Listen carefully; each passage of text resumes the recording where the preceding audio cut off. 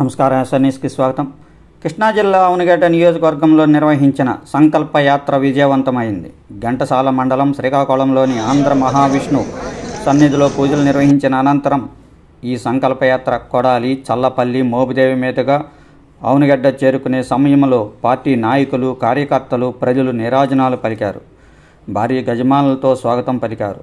అవనిగడ్డలో జరిగిన సభలో Janasena party MP అభ్యర్థి వల్లభనేని బాలశౌరి మాట్లాడుతూ, ఈరోజు నిర్వహించిన సంకల్ప యాత్ర విజయవంతంతో అవనిగడ్డలో జనసేన విజయం ఖాయమైందన్నారు.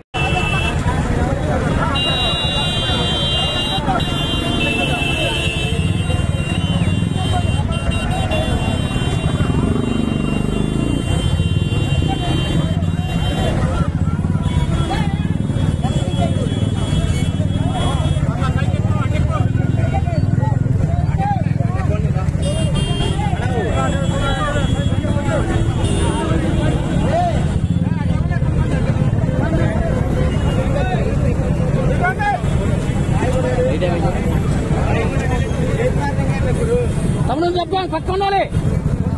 తమ్ముడు నీకు కొన్ని పక్క ఉండు. చందు చందు బాబు పక్కన పక్కన దిగాలి. నువ్వు కిందకుండు. అట తీరా అట ఉండు.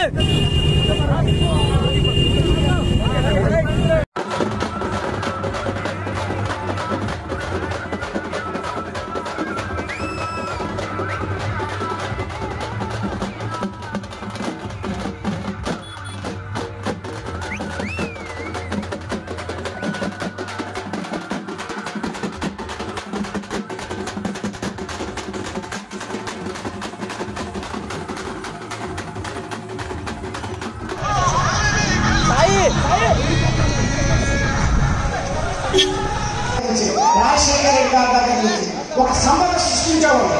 బ్రహ్మాండమైన సంపద, భావి తరాల వారికి ఈ సంపద ఉంది అనేటువంటి కుటుంబాల్లో కొంచెం ఆత్మవిశ్వాసంతో ఉండేది. కానీ ఈరోజు ఇసుక కూడా దొరకనట్లేదు అనేటువంటి విషయాన్ని సిగ్గుచేయడం అని చెప్పేసి కూడా ఈ సందర్భంగా మీకు మాట్లాడుతున్నాను. ఇదేనా ప్రభుత్వాలు చేసినటువంటి బాధ్యత ఇదేనా అని చెప్పేసి కూడా నేను ఈ సందర్భంగా మీకు మనం చేస్తాను. మరి 100 కోట్ల నిర్మాణం అయిపోయిన తర్వాత అనేకమైనటువంటి యాన్సిలరీ యూనిట్లు వస్తాయి. ఆ తర్వాత పోర్టుకు సంబంధించినటువంటి అనేక ఇండస్ట్రీస్ వస్తాయి. ఒక పార్లమెంటు సభ్యుడిగా ఇక్కడ ఉద్యోగ అవకాశాలు కల్పించడం, అలాగే ఎవరైనా వ్యాపారాలు చేసుకుంటే ఇండస్ట్రీస్ నిలుపుకుంటాం అంటే బ్యాంకులతో సమన్వయం చేసి వాళ్ళని ఇటు ఉద్యోగ అవకాశాలు అలాగే వ్యాపార పరంగా కూడా మీ పార్లమెంటు సభ్యుడిగా నాకున్నటువంటి బాధ్యతను నేను నిర్వహిస్తాననేటువంటి విషయాలు కూడా ఈ సందర్భంగా చూడాలని మేము ఒకటే చెప్తా ఉన్నాం. ఇటు పక్క పవన్ కళ్యాణ్ గారి యొక్క ఆశయాలు నెరవేరాలి అంటే, అటు పక్క చంద్రబాబు నాయుడు గారి యొక్క ఆశయాలు నెరవేరాలంటే, మరి కృష్ణా డెల్టా ఎప్పుడు ఇండిపోకుండా పోలవరం ప్రాజెక్టు కంప్లీట్ చేయాలంటే 2 ఓట్లు కూడా మీరు ఇక్కడ దాసు వేయాలి అని చెప్పే సందర్భంగా మీకు మనం చేస్తాము. ఈ సంవత్సరంలో మీ అందరికీ స్వేచ్ఛ వచ్చింది. గత 5 సంవత్సరాలుగా నోటికే పరిస్థితి స్వేచ్ఛగా బతికే పరిస్థితి ఆ స్థితి నుంచి ఈ రోజు ఉప్పుకి ప్రజాదైవ తరలించారంటే జరిగింది. మన నూతన సంవత్సరంలో 2 సంవత్సరాల స్వేచ్ఛ వాయువు తీసుకుంటూ ఈ రోజు తరలించిన మీ అందరి పనులు నమస్కారాలు తెలియజేసుకుంటున్నాను.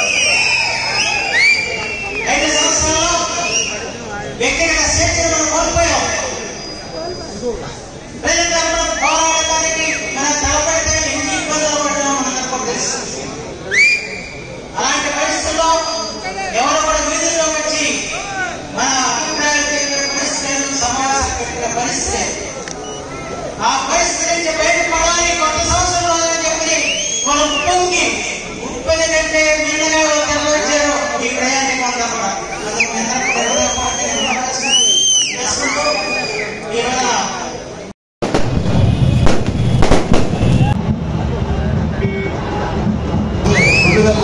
నాకు ఆయన బాగా తెలుసు. కొత్త ప్రసాద్ గారు ఆయన పోటీ చేసి మాకు సహకారం కోసం ఆయన వచ్చారు. మరి బాలసౌరి గారు పార్లమెంట్ సభ్యులుగా ఈ ప్రాంత వాసుల చిరకాల కోరిక పోర్టు నిర్మాణం, ఎదుగు పొందులని ఈ తీర ప్రాంతాలకి అభివృద్ధి కావాలంటే మచిలీపట్నంలో పోర్టు నిర్మాణం చేయాలని చెప్పి మేము అనేక సంవత్సరాలు ఉద్యమం చేశాం. అలాగే సబ్స్క్రైబ్ చేయండి.